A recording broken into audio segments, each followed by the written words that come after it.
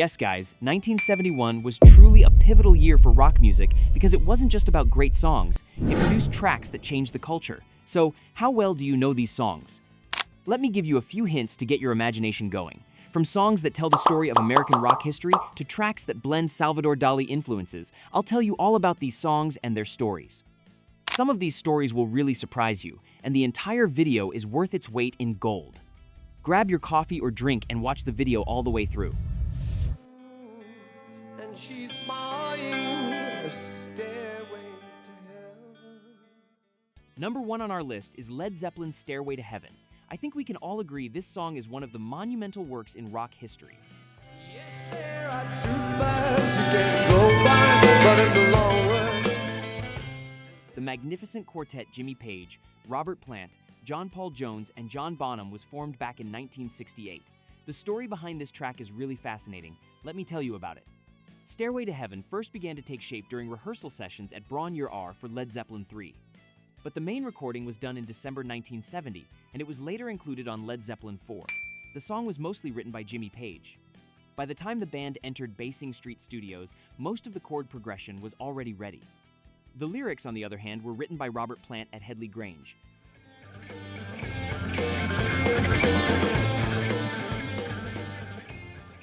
What makes this song so special is the way it grows. It starts with a soft acoustic introduction and gradually builds into a powerful electric guitar finale. This really shows how wide the band's musical range was. It was first played live on March 5, 1971, in Belfast at a time when Northern Ireland was in deep conflict.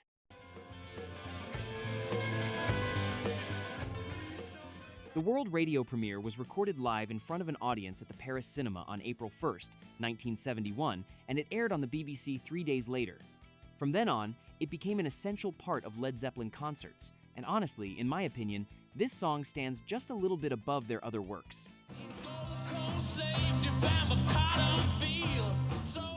Number 2 on our list is this Rolling Stones song, which is really hard-hitting and controversial. Primarily written by Mick Jagger, Brown Sugar was the opening track and first single from the Sticky Fingers album. I found the recording story really interesting. The Rolling Stones recorded Brown Sugar over 3 days from December 2nd to December 4th, 1969 at Muscle Shoals Sound Studio in Alabama. On the first night, they finished Mississippi Fred McDowell's song You Gotta Move, and on December 3rd, they recorded Brown Sugar, written by Jagger in a 5-string chord in the style of Chuck Berry. The song was released a year after it was recorded because the band was involved in legal issues with their former manager.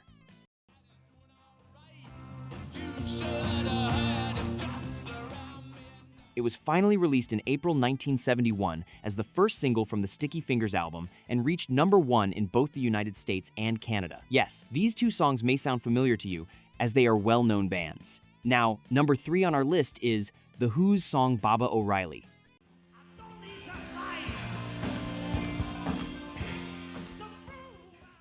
This song has one of those stories that makes it truly stand out.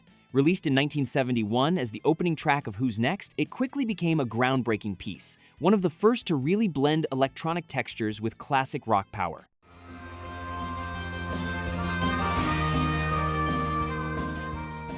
Pete Townshend had originally written it for the ambitious Lifehouse project, a rock opera meant to follow Tommy. And here's the interesting part. That iconic opening melody, the one everyone recognizes, doesn't even come from a synthesizer. It was played on Townshend's own Lowry Berkshire Deluxe home organ, using the quirky marimba repeat setting to get that robotic pulse. His first idea was to literally feed Meher Baba's vital signs into a synthesizer to make music. When that didn't work out, he turned to the organ instead. Even the title has layers of meaning.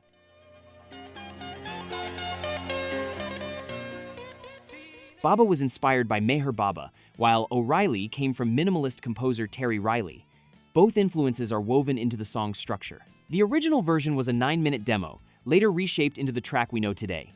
What made it revolutionary is that, along with Won't Get Fooled Again, it pushed The Who into new territory, making them the first major rock band to lean on repetitive electronic patterns. Even though it was technically an organ, not a true synthesizer, it sounded incredibly fresh for the time.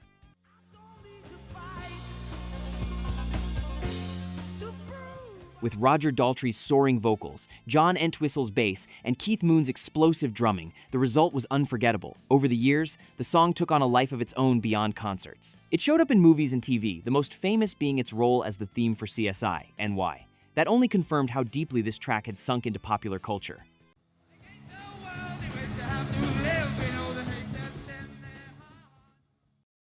The next song on our list is Black Sabbath's Children of the Grave. This track was released in 1971 on the Master of Reality album.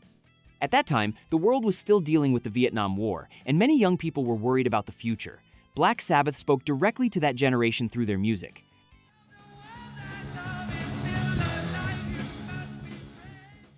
The song talks about the fear of nuclear war, and it urges young people to take action, to resist hatred, and to choose peace and love instead. The recording was done at Island Studios in London. Tony Iommi's heavy guitar riffs give the track a strong and almost menacing sound, while Ozzy Osbourne's vocals make it even more intense. The bass and drums push the rhythm forward, creating a song that feels both powerful and urgent. Children of the Grave quickly became a fan favorite. In 1974, the band performed it in front of a massive crowd at the California Jam Festival. That show is still remembered as one of their most iconic moments. Many fans see this track as a follow-up to War Pigs, carrying the same anti-war message but with an even heavier sound. Even decades later, the song has not lost its meaning. In 2020, Kerrang! Magazine ranked it at number 6 on their list of the best Black Sabbath songs. That shows how much of an impact it still has today.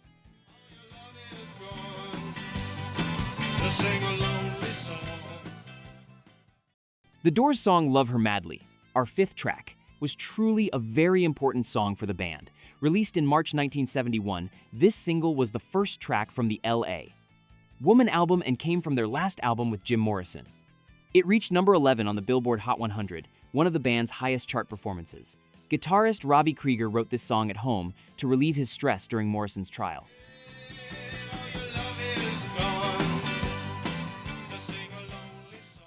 In September 1970, while Morrison was on trial, Krieger bought a new Gibson 335 12-string acoustic guitar and discovered this riff while playing at home.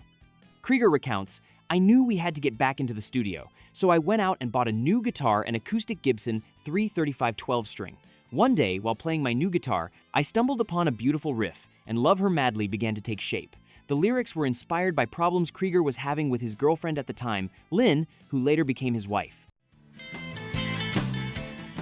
Sadly, Morrison only performed this song live twice, in December 1970 at the Dallas State Fair Music Hall. By the time the single was released, Morrison had already gone to Paris, where he died in July. This made the song a symbol of the Doors' final period with Morrison. Interestingly, Morrison loved this song, but the producers didn't care for it much.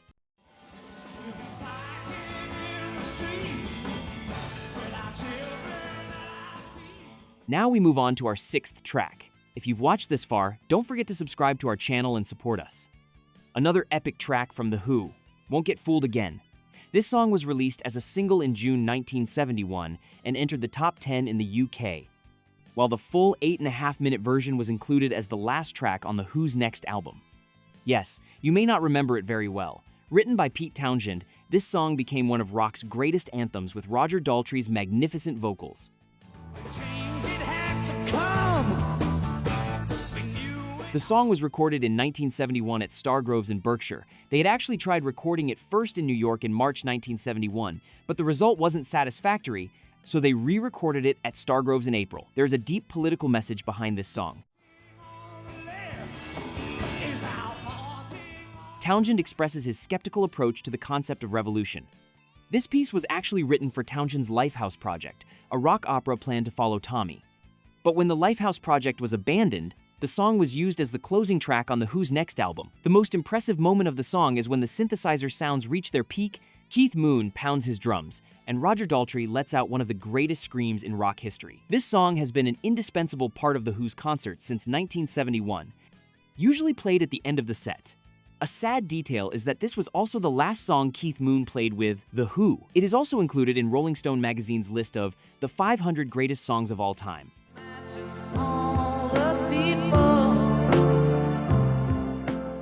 Our next track is Imagine by John Lennon. Released in 1971 as the title track of his second solo album, this song was inspired by Yoko Ono's conceptual art, particularly her 1964 book Grapefruit. Lennon admitted that most of the song's lyrics and content were influenced by Ono's ideas.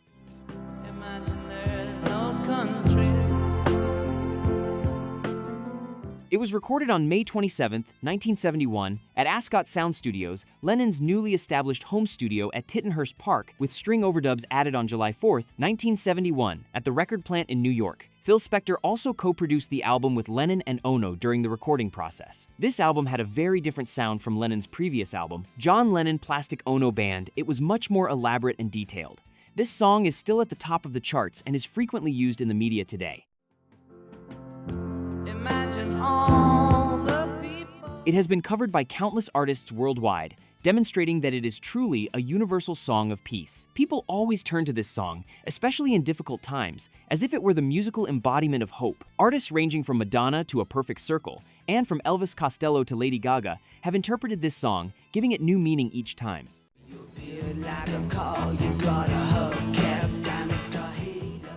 Yes, we're slowly coming to the end. Our 8th track is Bang a Gong, Get It On by T.Rex. This song by Mark Bolan and T.Rex was one of the cornerstones of the glam rock movement. It was released in 1971 on the Electric Warrior album and became a turning point in the band's career. When Mark Bolan wrote this song, T.Rex was searching for a new sound.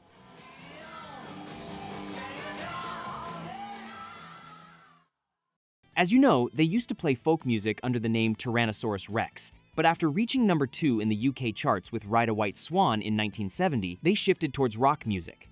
The song's title has an interesting story behind it. It was released as Get It On in the UK, but in the US, due to copyright issues, it became Bang a Gong, Get It On, because there was already a song with that name in the US.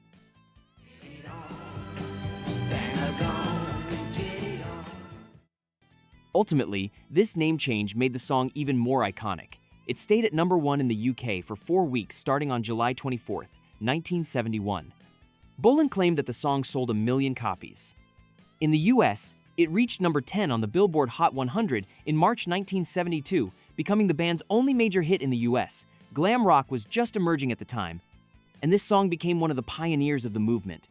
In 1985, the power station's cover version also became very famous, but the original remains the strongest.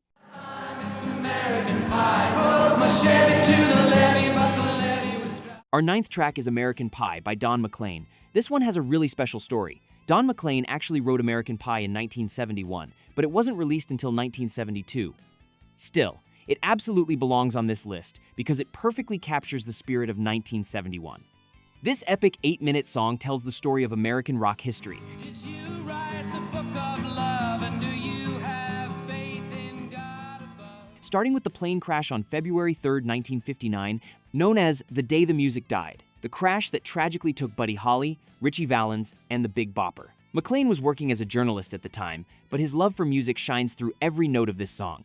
He wrote it in Cold Spring Harbor, New York, and almost every line nods to American pop culture. Bob Dylan, the Beatles, the Rolling Stones, Elvis Presley, they're all woven into the lyrics. The line, "Bye Bye Miss American Pie," became an iconic part of American culture after that. What's interesting is that McLean has never fully explained the song's meaning. He always says, the song speaks for itself, which makes it even more mysterious and timeless.